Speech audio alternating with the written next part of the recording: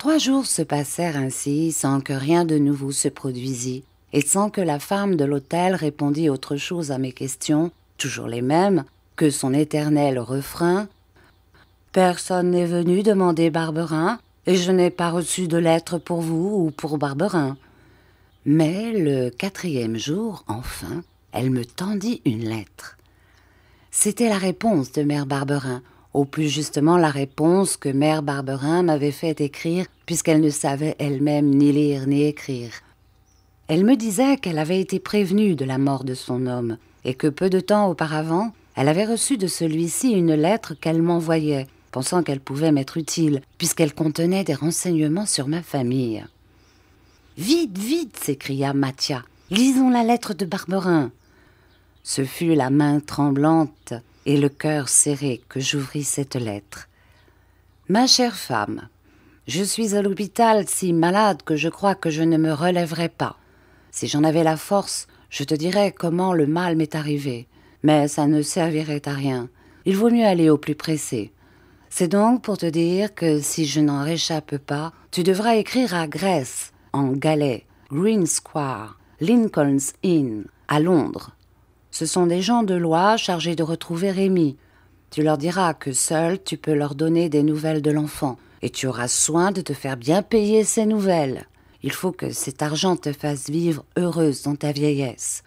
Tu sauras ce que Rémi est devenu en écrivant à un nommé Aquin, ancien jardinier, maintenant détenu à la prison de Clichy à Paris.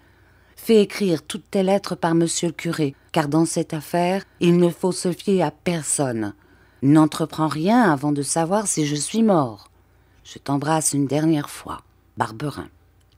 Je n'avais pas lu le dernier mot de cette lettre que Mathia se leva en faisant un saut. « En avant pour Londres !» cria-t-il.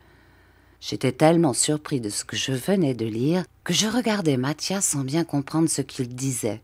« Et puisque la lettre de Barberin dit que ce sont des gens de loi anglais qui sont chargés de te retrouver, continua-t-il, cela signifie, n'est-ce pas, que tes parents sont anglais ?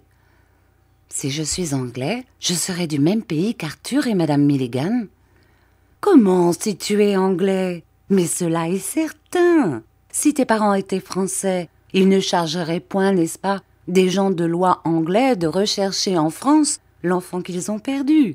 Puisque tu es anglais, il faut aller en Angleterre. C'est le meilleur moyen de te rapprocher de tes parents. »« Tu n'as pas été à Londres ? » ?»« Tu sais bien que non.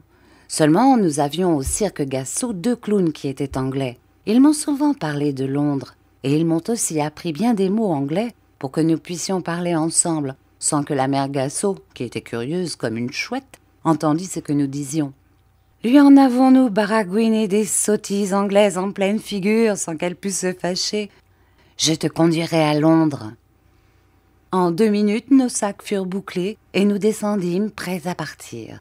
Après avoir payé notre nuit, je me dirigeais vers la rue où Mathia et Capi m'attendaient.